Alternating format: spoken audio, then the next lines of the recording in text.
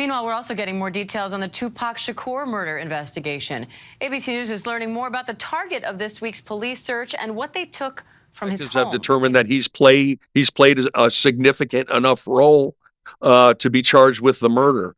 And, all the other charges, and I guess there's a gang enhancement on it, which we'll find more about that in court. But all right, gather around, because the Tupac shooting case is back in the spotlight and things are getting intense, especially for Diddy. A retired police officer named Chris Caroll, who was one of the first to respond to the 1996 incident, has spilled some new info about a prime suspect, Duane Keefe D Davis. This guy is under suspicion for the shooting that happened in Las Vegas on September 7, 1996. Diddy is probably feeling quite nervous because this officer dropped some bombs during a recent interview. They talked about what Duane Keefe D Davis might have been involved in that day. So why is Diddy sweating bullets? Well, it seems like this revelation could shake things up big time. Stay tuned, folks, because this is going to be one explosive update. According to Carroll, Keefe D has been openly talking about his role in the murder for a few years now. In fact, he boldly claimed, "I handed him the gun," referring to his nephew, Orlando Anderson, who is believed to be the actual shooter. Carroll didn't stop there. He also mentioned swirling rumors suggesting that there could be evidence tying Keefe D to the crime scene. Astonishingly, it's been over 27 years, and word on the street is that Keefe D may have even sold items related to that fateful night. This has raised eyebrows and left many wondering how someone could not only admit involvement in such a serious crime, but also try to profit from it. Situation. So, most people who are murdered know who their murderer is. And in this case, Tupac was shot probably from 3 feet away. The internet has been abuzz with reactions to this story.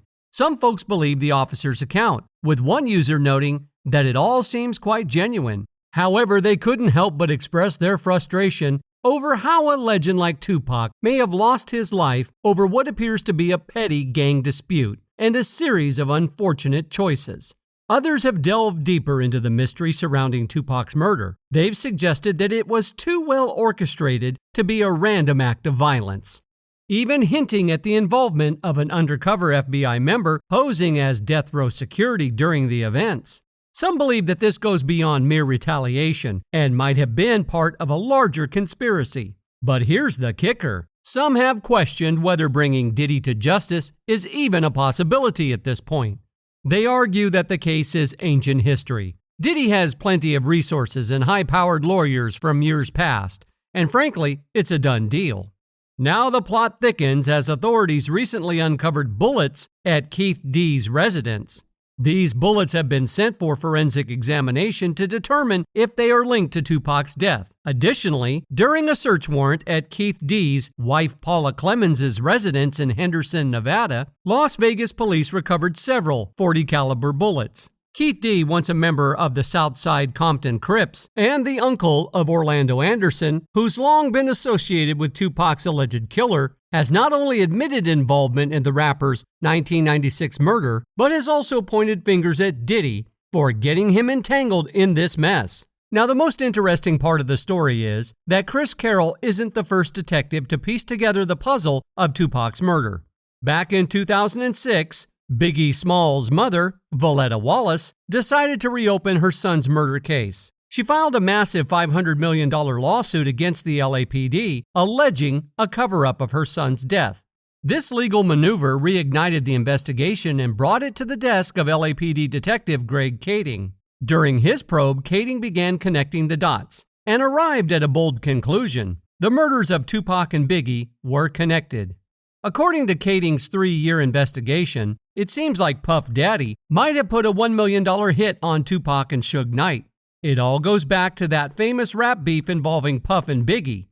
Apparently, Diddy had some connections with a gang in LA and hired a Crips member named Keefe D, which is Keefe Davis, by the way, to do the dirty work.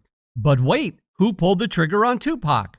Kading claims it was a Crips gang member named Orlando Baby Lane Anderson. Originally, the plan was for Keefe D to do it, but they messed up and ended up targeting the wrong side of Tupac's car. So Keefe D's nephew, Orlando Baby Lane Anderson, took the shot, which tragically took Tupac's life and injured Suge Knight. Crazy, right? Now here's where it gets even more interesting. There were some rumors about Biggie's then-wife, Faith Evans, being in on Diddy's plot to get rid of Tupac. After Tupac's murder, Keefe D claimed he contacted Diddy and Evans to let them know they were responsible for it all. But here's a crucial point. Kading insists that Biggie had nothing to do with Tupac's murder, despite their famous rap beef. He says Biggie had no idea about Diddy's sinister plans. But wait, the plot thickens even further.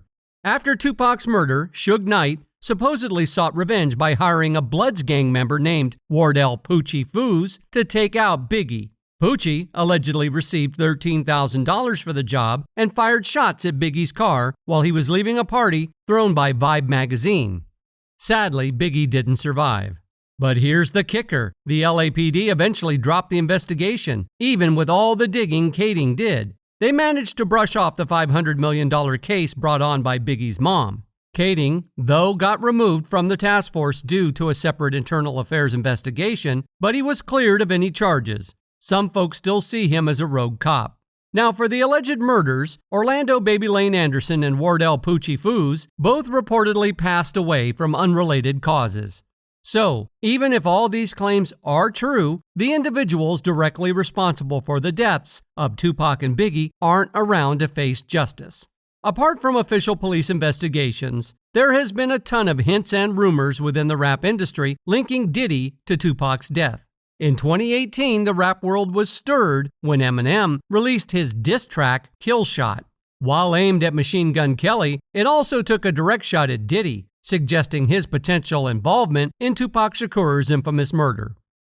This line created a major buzz, and many turned their attention to Puff Daddy, wondering how he would respond. One person who had an insider's perspective on the aftermath was Joe Budden. He revealed a private conversation he had with Diddy on his popular podcast. According to Joe, Diddy was not pleased with the accusation, but kept his statement brief and cryptic, saying, "Nothing to speculate about, nothing to talk about. Puff said it's in his hands, and he said, I can say it, and that's the end of that." Diddy wanted to handle the matter privately and avoid escalating the situation further. For Joe, this was more than just a rap feud. He viewed the accusation against Diddy as a serious matter that transcended the world of music. He wanted no part in the beef and considered it too risky to get involved. We don't even entertain nonsense, my brother. So we're not even going to go there, with all due respect. But fast forward to 2019, and things got messier for Diddy when an alleged ex-girlfriend named Gina Hun, who also goes by Virginia Fev, made shocking accusations against the bad boy rapper. Gina claimed that their relationship was marred by physical, emotional, and mental damage. She alleged that Diddy constantly compared her to Cassie, his long-term girlfriend, and belittled her, making her feel inferior. Gina recounted a disturbing incident where Diddy allegedly hurt her, even in front of rapper King Loss. She described how things escalated in a hotel, with Diddy violently grabbing her face, causing her nose to bleed. Gina claimed that during these fights, Diddy was the only one who offered any help. When you say However, mean, describe it. He was abusive. He was like always belittling me and always like, he was like mentally, emotionally. However, the most startling revelation came when Gina alleged that Diddy had paid her to have not one, but 2 abortions. She disclosed that the first time she became pregnant in October 2014, Diddy reportedly offered her $50,000 to terminate the pregnancy. Gina turned down the money because she claimed to genuinely love him and wanted to prove her intentions were not driven by his wealth, but by her care for him. According to Gina, her relationship with Diddy spanned 5 years, overlapping his high-profile romance with Cassie. He was like, "You're going to get an abortion, right?" And then I was like, I don't know. I don't know yet. And Throughout the interview, Gina made several other accusations against Diddy, including claims that he was currently dating Steve Harvey's stepdaughter, Lori Harvey. She even alleged another physical altercation where Diddy allegedly stomped on her stomach. As of now, Diddy has not publicly responded to any of these serious allegations, leaving the public in suspense about how this situation will unfold. Truth be told, it's highly doubtful that anyone can bring Diddy to justice at this point. However, as the saying goes, you never know. But what are your thoughts on this? Feel free to comment down below. And while we wait for more updates, make sure to watch this next video where we would reveal even more shocking teas in Hollywood.